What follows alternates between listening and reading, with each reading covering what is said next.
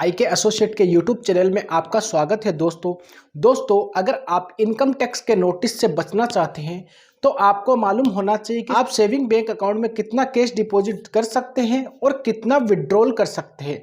ये आपको मालूम होना चाहिए कि इसकी क्या लिमिट है। दोस्तों इस वीडियो में हम ये भी डिस्कस करेंगे कि आप मैक्सिमम कितने सेविंग बैंक अकाउंट ओपन कर सकते हैं और आप सेविंग बैंक अकाउंट से कितने रुपए तक की FD करा सकते हैं। तो एंड तक हमारे साथ बने रहिएगा। अभी तक आपने हमारे चैनल को सब्सक्राइब नहीं किया तो पहले सब्सक्राइब कर दीजिए। तो चलिए आगे बढ़ते हैं। तो दोस्तों सेविंग बैंक अकाउंट में आप डेली कितना कैश जमा करा सकते हैं, इसकी क्या लिमिट है? तो दोस्तों इसकी कोई भी लिमिट नहीं है, आप डेली कितना भी कैश जमा करा सकते हैं। तो पूरे साल में कितना कैश जमा करा सकते हैं? तो दोस्तों पूरे साल में आप कितना भी कैश जमा करा सकते हो, इसकी भी कोई लिमिट नहीं है। लेकिन दोस्तों अगर आप पूरे साल में 10 लाख या उससे ज़्यादा का कैश जमा करा सकते हैं अपने सेविंग बैंक अकाउंट में, पूरे साल में आप 10 लाख या उससे ज़्यादा का अमाउंट कैश जमा करवाते हैं अपने सेविंग बैंक अकाउंट में, तो बैंक क्या करता है, ये इन्फॉर्मेशन इनकम टैक्स डिपार्टमेंट को देता है। फिर इनकम टैक्स डिपार्टमेंट क्या करता है कि आपको नोटिस जारी करता है। अगर आप रेगुलर रिटर्न फाइल कर रहे हैं, आपकी इनकम का सोर्स है, तब तो इनकम टैक्स डिपार्टमेंट नोटिस नहीं देगा।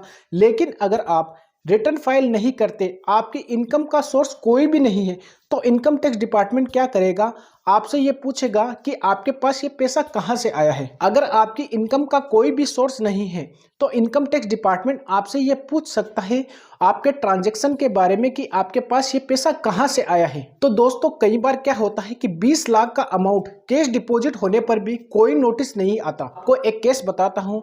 एक व्यक्ति क्या करता है कि अपने फ्रेंड से लोन लेता है 50,000 रुपये का, वो भी कैश में, और वो 50,000 रुपये बैंक में डिपॉजिट करवा देता है।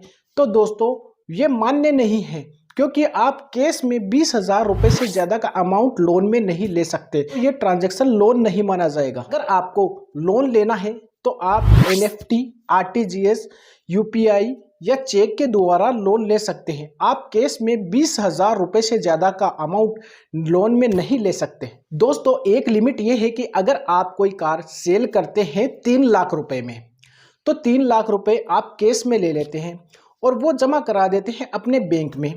तो दोस्तों ऐसा आप नहीं कर सकते, क्योंकि जो सेल की वैल्यू है, अगर आप कोई वस्तु सेल करते हैं या असेट सेल करते हैं, कार आपने सेल की, तो उसकी लिमिट हो जाती है 2 लाख रुपए। आप 2 लाख रुपए तक अमाउंट कैश में ले सकते हैं, उससे ज़्यादा का अमाउंट कैश में नहीं ले सकते। अगर आप कैश में 2 लाख या उससे ज़्यादा का अमाउंट ले लेते हैं तो फिर आप पर पेनल्टी लगेगी, क्योंकि दोस्तों आप एक दिन में एक व्यक्ति से 2 लाख रुपए या उससे ज़्यादा का अमाउंट आप कैश में नहीं ले सकते। अगर आप ऐसा करेंगे तो आप पर पेनल्टी लगाई जाएगी। कुछ लोग क्या करते हैं कि और स्मार्ट बनते हैं। वो क्या करते हैं कि 3 लाख कार सेल पर तो ले लिए और अलग अलग दिन उसको जमा करवाते हैं। तो दोस्तों ऐसा नहीं कर सकते, क्योंकि कार एक सिंगल ट्रांजेक्शन है, कार एक सिंगल ट्रांजेक्शन है और सेम एक इवेंट है। तो इसलिए आप जो 3 लाख रुपए का अमाउंट लेते हैं वो आपको चेक के माध्यम से या NEFT, RTGS लेना पड़ेगा। अगर आप कैश में लेते हैं और अलग अलग दिन जमा कराते हैं तब भी आप पर पेनल्टी लगाई जाएगी। दोस्तों सिंगल इवेंट की जो लिमिट है वो 2 लाख रुपए कैश डिपॉजिट की है, यानी कि 2 लाख आप कैश में ले सकते हैं। दोस्तों सिंगल इवेंट की जो लिमिट है 2 लाख आप कैश में ले सकते हैं, इससे ज़्यादा का अमाउंट आप कैश में नहीं ले सकते। दोस्तों अगर आप कोई प्रॉपर्टी सेल करते हैं और उससे आपको 30,000 रुपये का अमाउंट कैश में रिसिप्ट होता है, तो दोस्तों आप प्रॉपर्टी के एवज में 20,000 रुपये या उससे ज़्यादा का अमाउंट कैश में नहीं ले सकते। आप 20,000 रुपये तक तो ले सकते हैं, लेकिन 30,000 रुपये तक कैश में नहीं ले सकते। अगर आप ऐसा करते हैं तो जितना भी अमाउंट आपने कैश में लिया है उस पर पूरे पर आप पर पेनल्टी लगाई जाएगी। दोस्तों अब डिस्कस करते हैं कि बैंक कब इन्फॉर्म करता है इनकम टैक्स डिपार्टमेंट को आपके ट्रांजैक्शन के बारे में और कब आपके पास इनकम टैक्स का नोटिस आता है।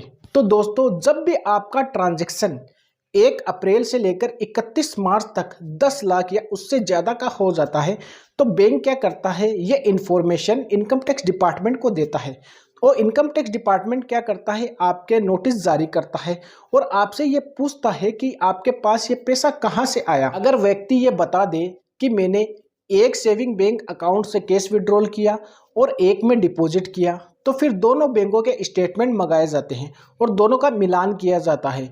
अगर वो दोनों स्टेटमेंट मैच हो जाते हैं तो ये करना आपके लिए अलाउड है।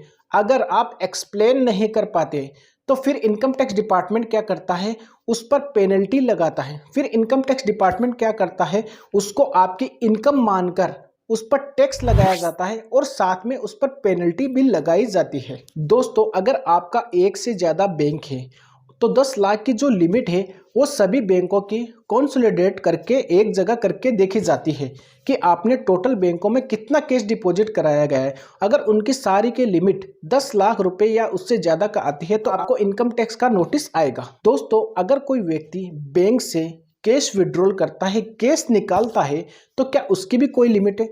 तो दोस्तों, उसकी कोई भी लिमिट नहीं है। लेकिन इनकम टैक्स डिपार्टमेंट ये पूछ सकता है कि जो आपने कैश निकाला है वो आपने कहां पर खर्च किया, उसका क्या काम किया, उसको कहां पर लगाया। दोस्तों, अब डिस्कस करते हैं कि आप अपने सेविंग बैंक अकाउंट से कितने अमाउंट की एफडी कर सकते हैं। दोस्तों, इसकी कोई भी लिमिट नहीं है। आप जितने भी चाहो उतने अमाउंट की एफडी अपने सेविंग बैंक से कर सकते हो। लेकिन दोस्तों, आपको ये ध्यान रखना है, अगर आपने 10 लाख या उससे ज़्यादा की एफडी कराई है सेविंग बैंक अकाउंट से तो इसकी इंफॉर्मेशन बैंक जो है इनकम टैक्स डिपार्टमेंट को देता है। अब दोस्तों, हम डिस्कस करते हैं कि आप कितने सेविंग बैंक अकाउंट रख सकते हैं। तो दोस्तों, इसके इनकम टैक्स में कोई भी लिमिट नहीं दी गई, आप जितने चाहो उतने सेविंग बैंक अकाउंट रख सकते हो। लेकिन अगर आप इनकम टैक्स रिटर्न फाइल करते हो तो उस समय आपको सभी बैंक अकाउंट की डिटेल देनी होती है आपकी रिटर्न में। दोस्तों, अब डिस्कस करते हैं इनकम टैक्स का नोटिस कब तक आ सकता है। तो दोस्तों, ये डिपेंड करता है कि अमाउंट 50 लाख से ज़्यादा का है या 50 लाख से कम का है। अगर अमाउंट 50 लाख रुपए से कम का है तो ये नोटिस आपके पास 4 सालों के अंदर अंदर आ सकता है। और अगर अमाउंट 50 लाख या उससे ज़्यादा का है तो ये नोटिस आपके पास 10 साल तक आ सकता है। तो दोस्तों, आपको ध्यान में रखना है कि आप कितना कैश डिपॉजिट करा रहे हैं और कितना विड्रॉल कर रहे हैं, वो कहाँ पर लगा रहे हैं, ये सभी इंफॉर्मेशन आपको नोट करके रखनी है। ऐसा ट्रांजैक्शन हो जाए, अमाउंट 10 लाख या उससे ज़्यादा बढ़ जाए और आपके पास नोटिस आए तो इनकम टैक्स डिपार्टमेंट को आप एक्सप्लेन कर सके कि ये पैसा मेरे पास कहाँ से आया है।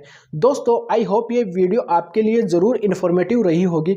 अगर आपने इस वीडियो से कुछ सीखा हो तो हमारे चैनल को सब्सक्राइब करें और इस वीडियो को लाइक और शेयर ज़रूर करें ताकि लोगों को भी ये बातें मालूम चल सके।